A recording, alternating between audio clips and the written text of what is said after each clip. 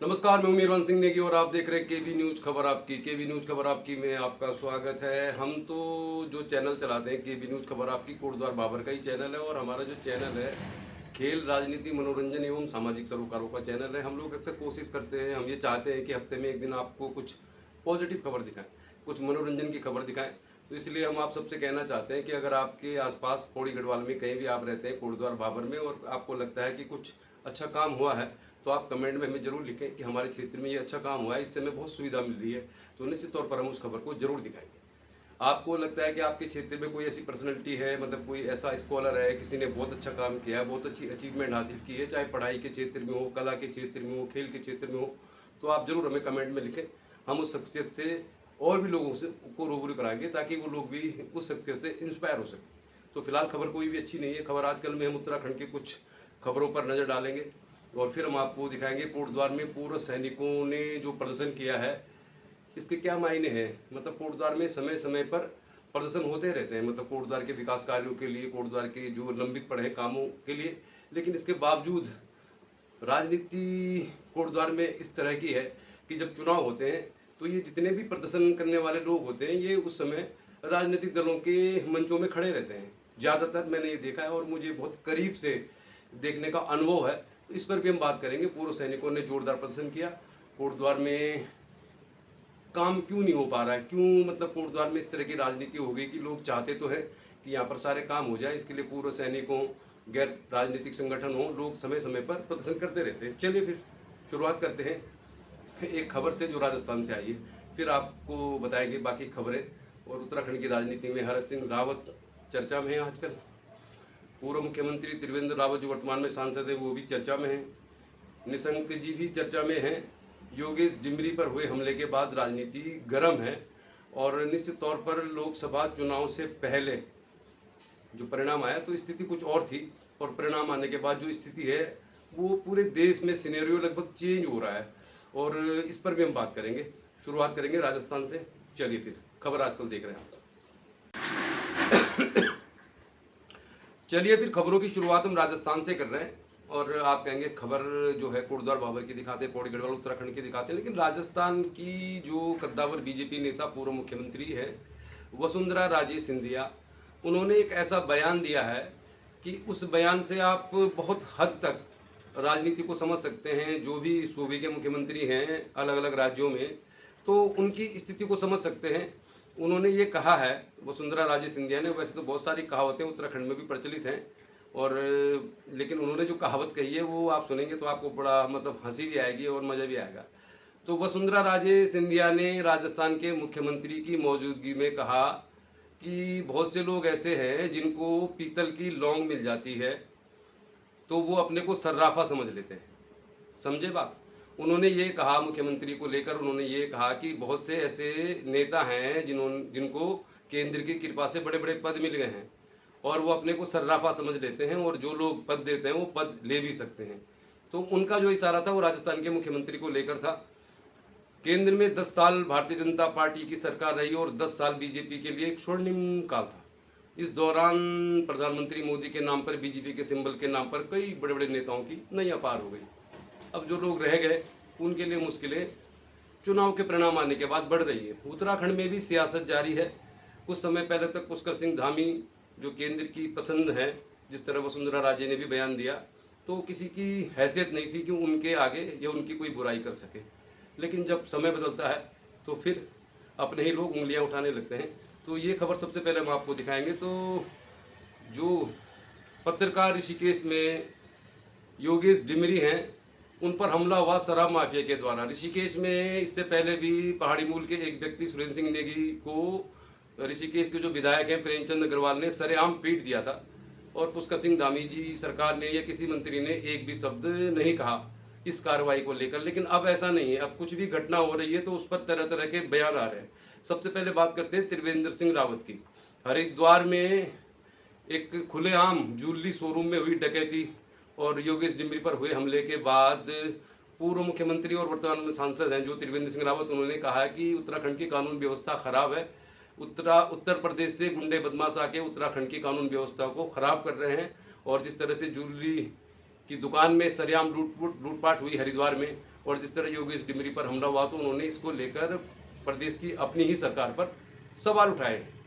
योगेश डिमरी पर हमला हुआ, जो खबर आपने देख भी ली होगी, तो उनको एम्स में दाखिल कराया गया और ऐसी खबर आई कि कुछ समय बाद ही एम्स का जो प्रशासन था उनको डिस्चार्ज करना चाह रहा था, लेकिन स्थानीय लोगों के हस्तक्षेप के बाद और वहाँ पर गणेश गोदियाल पहुंचे तो उसके हस्तक्षेप के बाद योगेश डिमरी को अस्पताल में दाखिल रखा है और 1 हफ्ते तक उनको इलाज मिलेगा। तो अब इस खबर को लेकर ऐसा माना जा रहा था कि विपक्ष के लोग ही वहाँ पर पहुंचेंगे और पहुंच भी रहे थे, लेकिन योगेश डिमरी जो पत्रकार है जिनमें शराब माफिया के लोगों ने हमला किया, उनको देखने के लिए पूर्व मुख्यमंत्री रमेश पोखरियाल निशंक भी पहुंचे, पूर्व मुख्यमंत्री वर्तमान सांसद त्रिवेंद्र सिंह रावत भी पहुंचे। तो आप इसी से अंदाजा लगा लीजिए कि अब मौका मिलेगा तो सूबे के जो बड़े नेता हैं जिनकी बहुत सारी हो सकता है शिकायत भी हो वर्तमान सरकार से, वो मौके पे चौका लगाने से चूक नहीं रहे हैं। और ये दर्शाता है, पहली बार संभवतः हुआ है उत्तराखंड में, वरना आपने पिछले 7-8 साल में देखा होगा, चाहे अंकिता भंडारी का केस हो, चाहे कोई भी ऐसा मामला हो,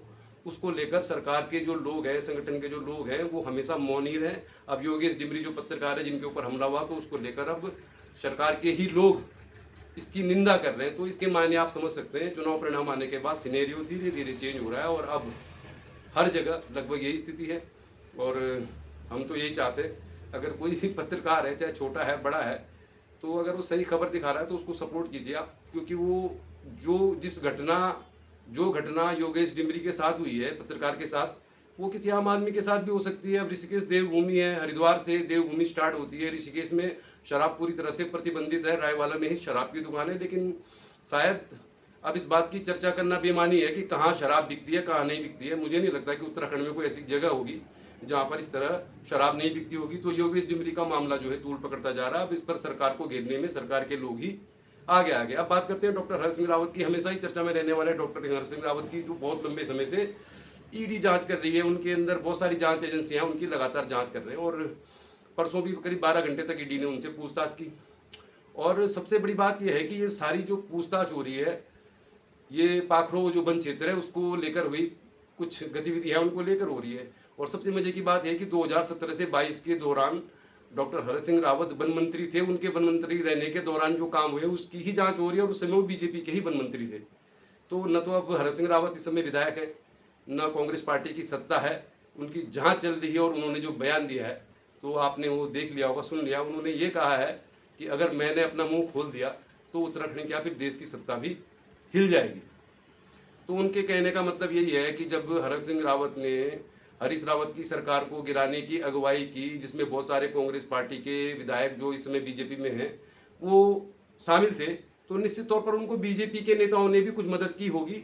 तो यही कहना चाह रहे हैं और उन्होंने कहा भी है, और उन्होंने बिल्कुल खुलेआम कहा है कि मैं अगर मुंह खोलूंगा तो बहुत सारे नेताओं की कुर्सी हिल जाएगी, प्रदेश तो नहीं देश की सत्ता भी हिल जाएगी। तो निश्चित तौर पर हर्ष सिंह रावत बीजेपी में भी रहे, कांग्रेस में भी रहे, और जिस तरह का उनका नेचर रहा, तो उनके पास बहुत सारे नेताओं की बहुत सारी ऐसी जानकारी होगी जिसको शेयर करेंगे तो उससे भूचाल आ सकता है, जैसा उन्होंने कहा।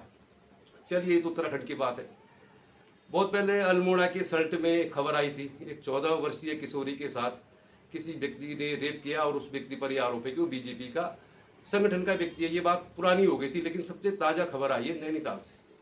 नैनीताल दुग्ध संघ के अध्यक्ष मुकेश बोरा पर एक विधवा महिला ने आरोप लगाया है कि नौकरी का झांसा देकर उनका यौन शोषण हुआ है।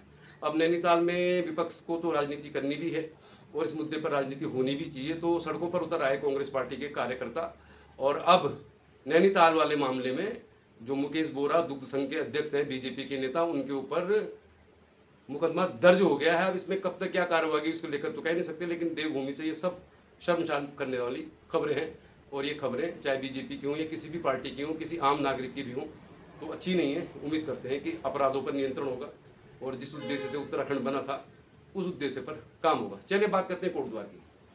कोटद्वार में पूर्व सैनिकों ने कल बीरवाला तीलू रौतेली चौक से लेकर तहसील तक प्रदर्शन किया, और इसमें पूर्व सैनिक भी शामिल थे और मुझे लग रहा है सैन्य परिवारों की महिलाएं भी शामिल थी। तो काफ़ी बड़ा ये प्रदर्शन था, हजारों प्रदर्शनकारी पहुंचे। उन्होंने कोटद्वार की कुछ स्थानीय समस्याएं, चाहे कोटद्वार में फल रेडी की जो लगी रहती हैं जिससे यातायात प्रभावित होता है, और उन्होंने पूर्व में जो मार्ग था रामनगर का, और बहुत सारी जो कोटद्वार की समस्या नगर निगम द्वारा थोपे जा रहे बहुत सारे जो चार्जेज हैं उसको लेकर प्रदर्शन किया। और पहले आपको झलक दिखाते हैं, फिर आपको बताएंगे कि जो ये कोटद्वार में प्रदर्शन होते हैं ये होते रहते हैं बीच बीच में। मतलब कुछ समय पहले प्रदर्शन हुआ था, चुनाव से बहुत पहले की बात है, लालडांग मोटर मार्ग नहीं तो वोट नहीं।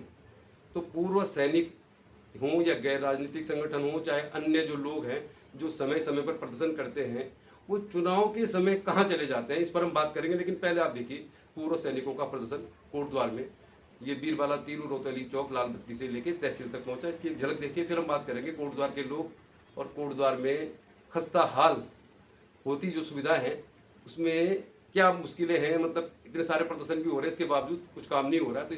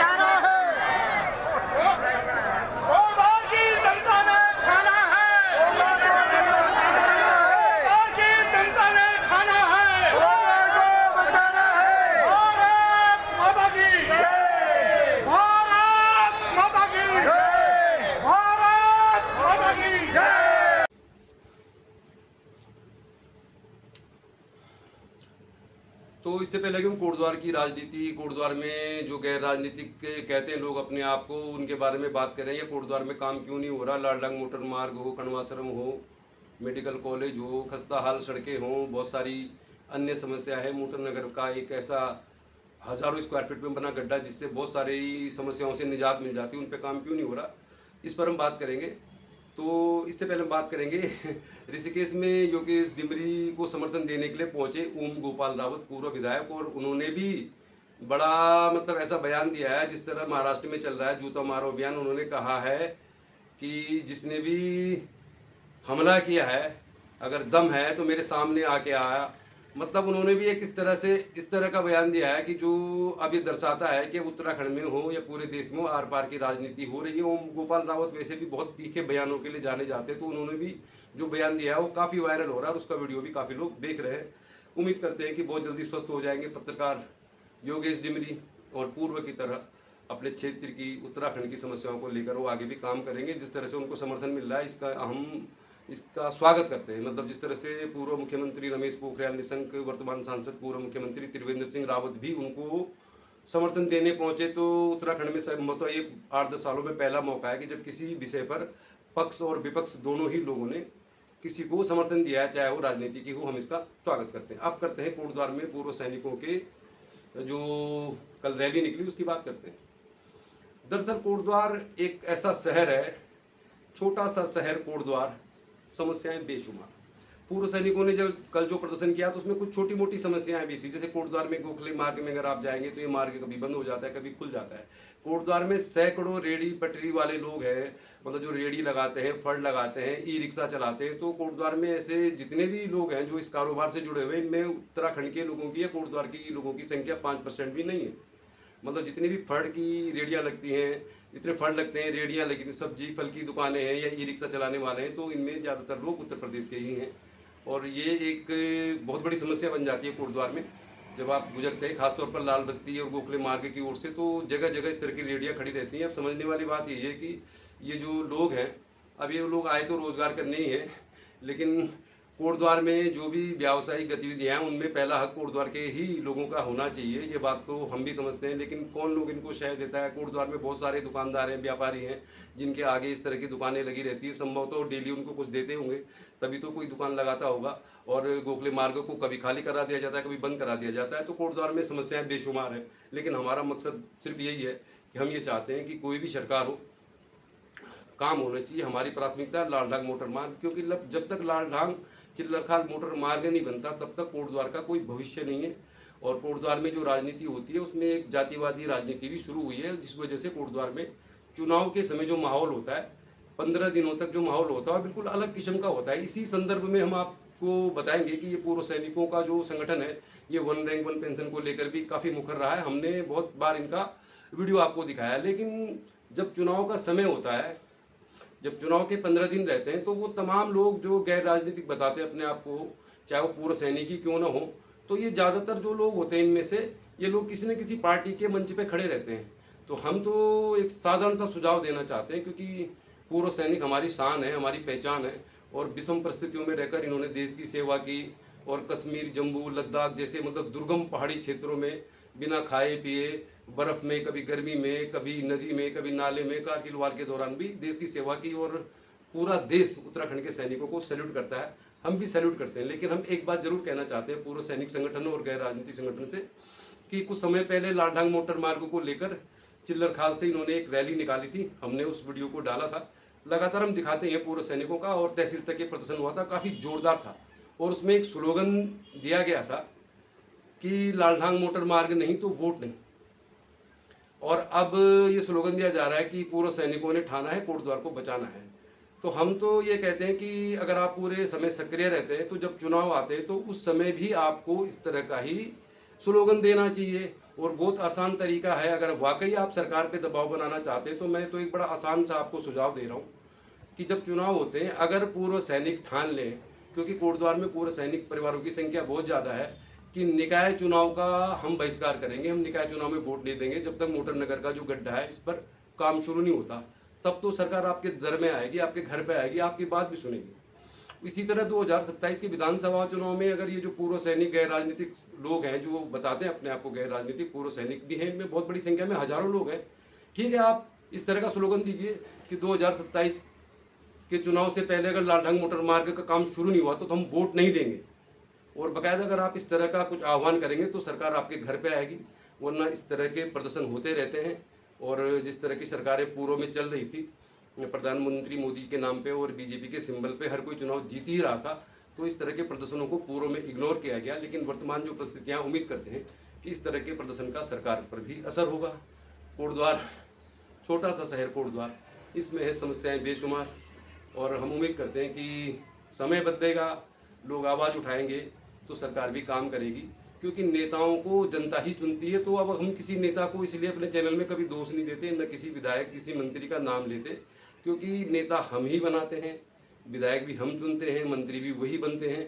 तो इसलिए जो भी काम करना है वो जनता ने ही करना है, और जनता अगर जागेगी तो काम भी होंगे, विकास भी होगा, हमारा कोटद्वार एक बेहतरीन विधानसभा क्षेत्र बनेगा।